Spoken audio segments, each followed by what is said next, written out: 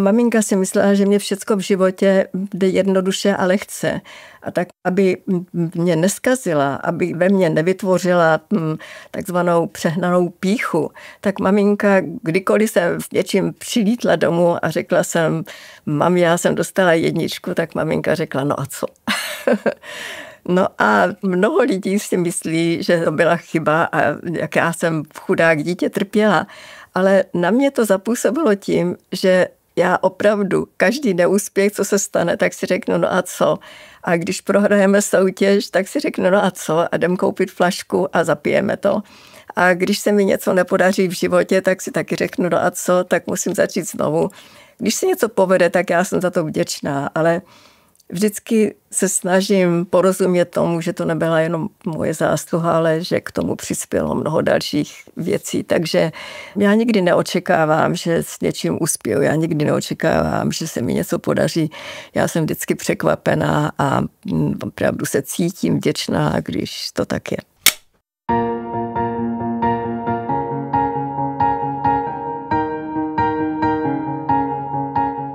Já jsem se zamilovala do chemie už v obecné škole, protože jsme měli úžasného chemikáře a dělal s námi pokusy a já jsem mnohokrát se snažila vyhodit kuchyň mojí maminky do povětří tím, že jsem ty pokusy opakovala doma. A už v té obecné škole jsem věděla, že chci studovat chemii.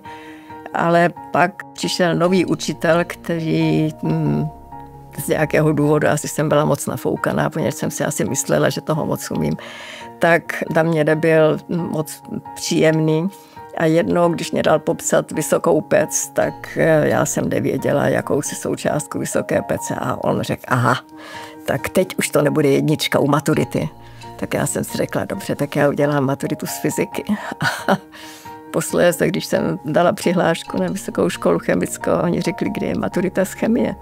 Tak pak jsem začala přemýšlet, co jiného udělat. A pak jsem znovu zkusila říct, tak co třeba na architekturu, co mě poradil jeden můj spolužák. A všichni řekli, na architekturu, prosím tě, ty jsi se zbláznila, ženská na architekturu, to nejde. A můj milovaný tatínek řekl, když půjdeš na architekturu, tak se vezmeš architekta a zůstaneš architektovou ženou. A to mě tak přesvědčilo, že chci tu architekturu dělat, že jsem se na ní zapsala. Jak jsem udělala zkoušky, jenom pán Bůh ví. Od prvního dne já jsem se do toho oboru opravdu zamilovala a to mi vydrželo až do dnes.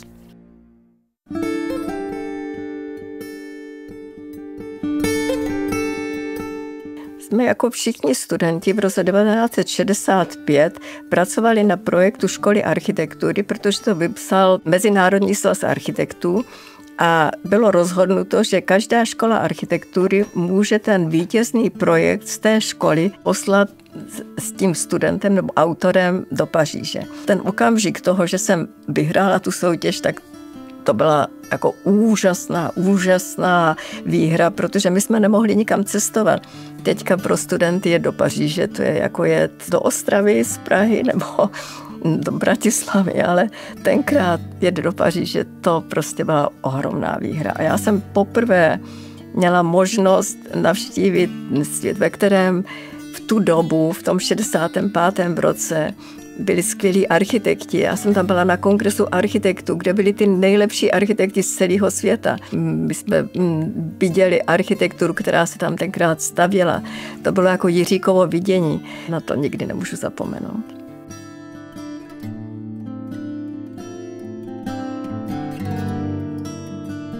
Další kongres architektů, kterého jsem měla možnost se zúčastnit, byl v Praze v roce 67, což bylo 2 roky po té Paříži. A já už jsem některé lidi ještě znala z Paříže, kteří zase tam znovu přijeli a vodila architekty po stavbách, které nebyly na programu. A mezi nimi byl architekt z velké státní anglické projekční kanceláře. A začalo pršet a já jsem ho vzala do Úboku, do své kanceláře, kde on viděl projekt, na kterém jsme pracovali, což byla mateřská školka z jakýchsi překližkových panelů. Shodou okolností kancelář v Londýně pracovala na podobném systému a on navrhnul výměnný zájezd, že by poslali oni anglického architekta do Úboku a já bych přijela do Londýna na rok. No mě to trvalo rok, než jsem dostala všechny povolení a přijela jsem do Londýna 31. července 1968. Samozřejmě bez jakéhokoliv strachu, že by se mohlo uskutečnit něco jako ruská invaze. Ačkoliv mě mnozí varovali, tak já ve své naivitě těch 29 let už pánbůh mě to ospuď, to už jsem neměla být naivní, ale bohužel tak se stalo. Tak já jsem opravdu přijela s tím, že na Vánoce budu doma, takže jsem si ani nevzala zimní kabát. Po mé invazi jsem najednou dostala dopis, ve kterém mě bylo sděleno z českého vyslanectví, že moje výjezdní doložka je zrušená, pas neplatný a návrat do vlasti nežádoucí. Napřed jsem myslela, že jde o omyl. No ale potom jsem si uvědomila, že vlastně to asi omyl nebude. Mohla jsem požádat o anglický pas až po 3 letech. Člověk napřed musel dokázat, že bydlel v Anglii 3 roky, že tam pracoval, že si byl schopen na sebe vydělat a teprve potom s doporučením 3 lidí mohl požádat o anglický pas. A ten jsem dostala až v roce 1976. Já jsem pracovala rok u té státní projektové organizace, která mě víceméně do Londýna pozvala a potom tam docházela práce, protože já jsem potřebovala pracovat, já jsem potřebovala se soustředit na něco a nemohla jsem jenom sedět a předstírat, že mám mnoho toho, co dělat, když to nebyla pravda. Tak jsem si začala hledat jiné místo a přišla jsem na interview do firmy, která sice zněla francouzsky, ale byla to stará anglická firma, kde jsem měla interview s jedním z jejich vlastníků. Oni dělali tradiční anglické klasické budovy a najednou tato firma dostala úkol navrhnout velký přístav. Takže moje první otázka byla, víte něco o moderní architektuře?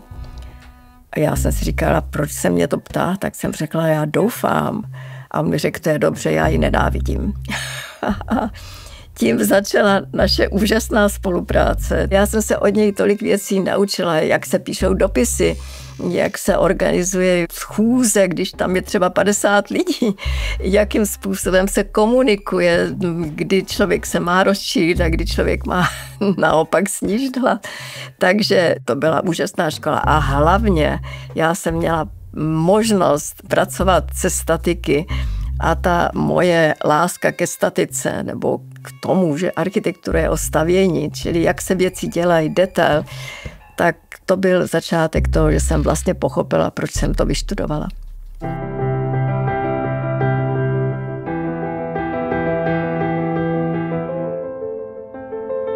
Emigrace je strašně komplikovaná věc. Na jedné straně si člověk jako neustále říká, že se musí přizpůsobit a že to je fakt, který nějakým způsobem musí přijmout. Stanou se v životě různé věci, které člověk musí přijmout. Na druhé straně ten pocit, že jste něco ztratil, toho se vlastně člověk nezbaví, ani když už může potom jezdit zpátky.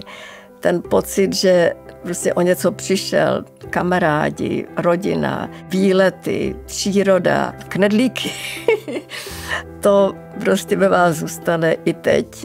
Já mám pořád ten pocit, že mě něco chybí. A samozřejmě, kdybych se přestěhovala zpátky, tak zase už teďka po 56 letech by mě chyběla ta Anglie.